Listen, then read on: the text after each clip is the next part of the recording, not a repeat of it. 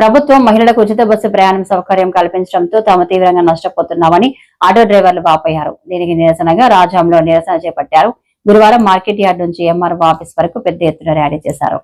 విజయనగరం జిల్లా రాజాంలో సుమారు 2000 మంది ఆటో డ్రైవర్లు రాజాం మార్కెట్ యార్డ్ నుండి రాజాం తహసీల్దార్ ఆఫీస్ వరకు ప్లకార్డ్స్తో ర్యాలీ నిరసన నిర్వహించారు.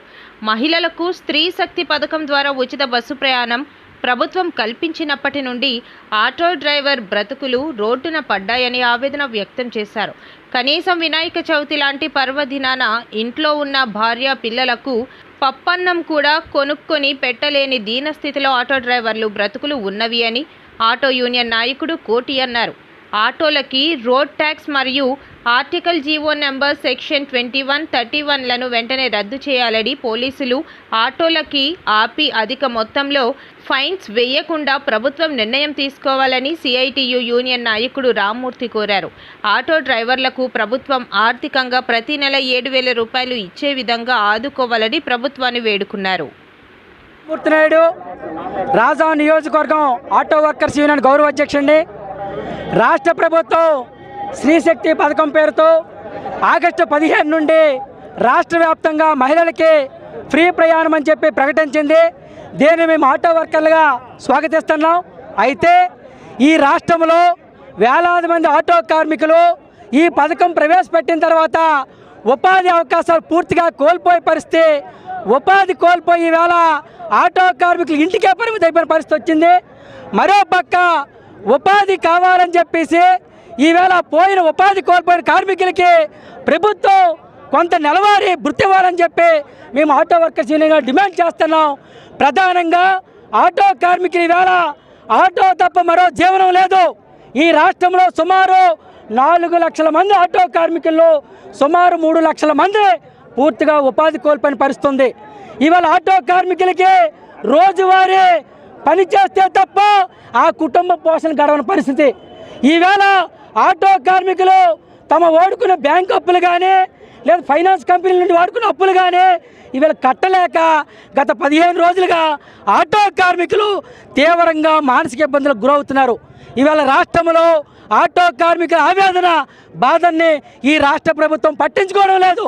అందుకని ఇవాళ రాజాం నియోజకవర్గంలో ఉన్నటువంటి 2,000 మంది కుటుంబం, ఇవాళ 2,000 మంది ఆటో కార్మికులు రోడ్డు మీదకి వచ్చి స్వచ్ఛందంగా బంద్ చేస్తున్నాం.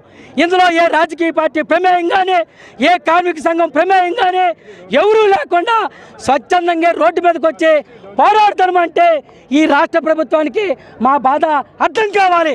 రాష్ట్ర ప్రభుత్వం కానీ మా ప్రధానమైన డిమాండ్ ఆటో కార్మికులు నెలవారీ జీవన వృత్తి ఇవ్వాలి. అదేవిధంగా ఆటో కార్మికులు వాహన మిత్ర కింద 25,000 రూపాయలు ఇవ్వాలి. మండల కేంద్రాల్లో ఆటోలు నిలుపుకోవడానికి పర్మనెంట్ ఆటో స్టాండ్లు ఇవ్వాలి. ఆటో కార్మికులు మండల కేంద్రంలో ఉండాలి అనుకున్నప్పుడు వాళ్ళకి రెస్ట్ షెడ్లు ఏర్పాటు చేయాలి.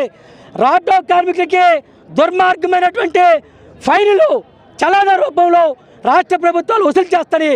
జీవో నంబర్ 2131ని వెంటనే రద్దు చేయాలి. ఆటో కార్మికులకి పిఎఫ్ పిఎస్ఐతో కూడిన పెన్షన్తో కూడిన ఒక సమగ్రమైన చట్టం చేయాలని చెప్పి మేము ఆటో వర్కర్స్ యూనియన్గా డిమాండ్ చేస్తున్నాం. పేరు కోటి అండి, రాజాం నియోజకవర్గ ఆటో యూనియన్ అధ్యక్షుడిని. ఈరోజు ఆగస్టు 15 స్త్రీశక్తి పథకం ద్వారా ప్రభుత్వం ప్రవేశపెట్టింది. దానివల్ల ఆటో డ్రైవర్లు 70% రోడ్డున పడ్డారు. దానివల్ల మేము నిరసన తెలియజేయడానికి వస్తున్నాము. ఈ 10 రోజుల వ్యవధిలోనే ఆటో డ్రైవర్లు ఇంటికి రూపాయి కూడా తీసుకెళ్ళని పరిస్థితి వచ్చింది. మిగిలిన ఇయర్లన్నీ ఎలాగుంటాయో కూడా మాకు తెలియని పరిస్థితి వచ్చింది.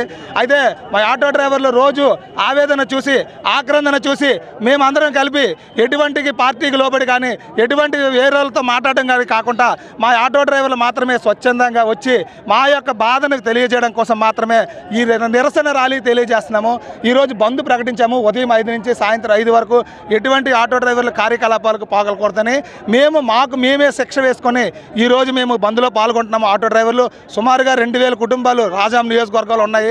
దీన్ని బట్టి మీరు అర్థం చేసుకోండి, ప్రభుత్వానికి మేము పోరాడలేము. మా బతుకులగా చాలా చిన్నదండి. ఈరోజు మా ఇంట్లో నిన్న వినాయక చవితి కూడా చేసుకోలేదు. ఇంట్లో పరిస్థితి ఎలాగుందంటే కనీసం ఇంటికి తీసుకెళ్ళని పప్పన్నం కూడా పెట్టుకోలేని స్టేజ్లో ఉంది.